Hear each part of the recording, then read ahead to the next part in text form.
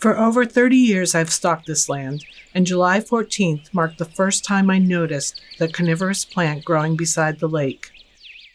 Droplets glistened at the tips of the hair-like tendrils of each leaf, filled to the brink as they were with insect parts.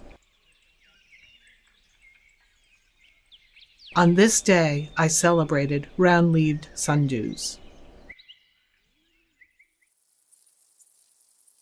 As I walk along the gravel road, I suddenly realize I am not alone.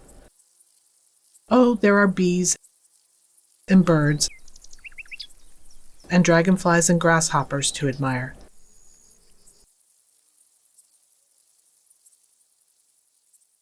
But you capture my full attention. I first notice your buttery yellow wings, tinged with a hint of lime, and margined ever so slightly in a subtle pink.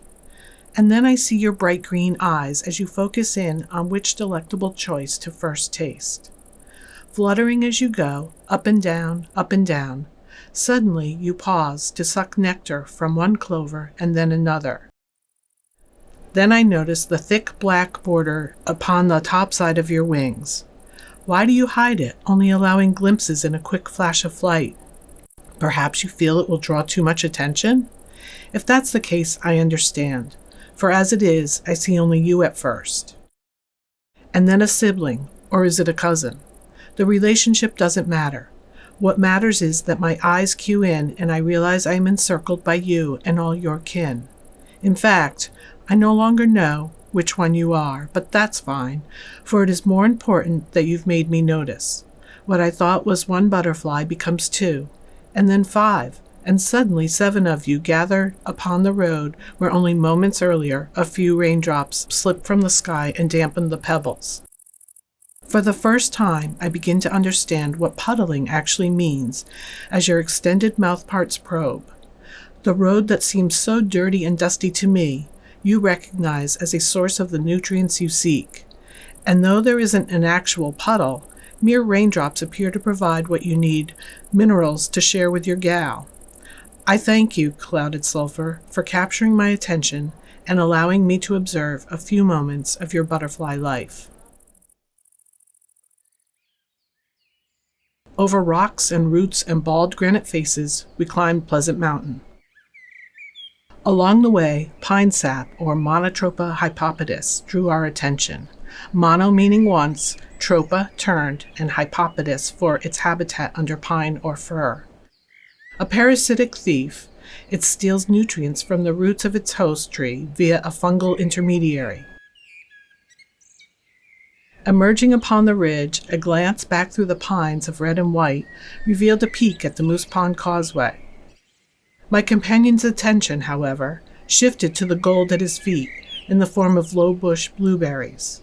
I picked a wee bit, but then turned and focused on other things, such as a Lake Darner dragonfly with a black line crossing the middle of its face, deeply notched thoracic side stripe, and paddle-shaped claspers identifying his gender.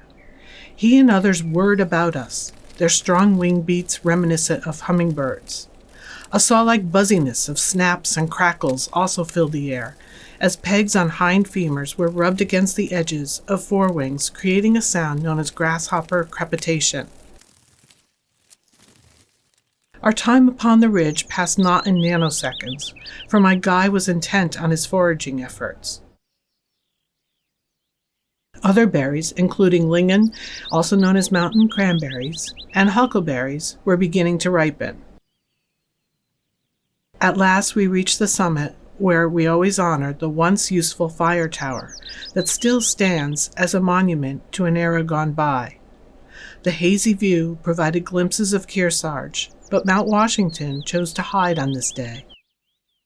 Upon our descent, the southern basin of Moose Pond provided one more stopping point to round out a day well spent. I have no idea how much time had passed, but suddenly we all stirred a bit, and then someone who was noticing redirected our attention. We were encouraged to focus on another who was also paying attention and narrowing in on lunch.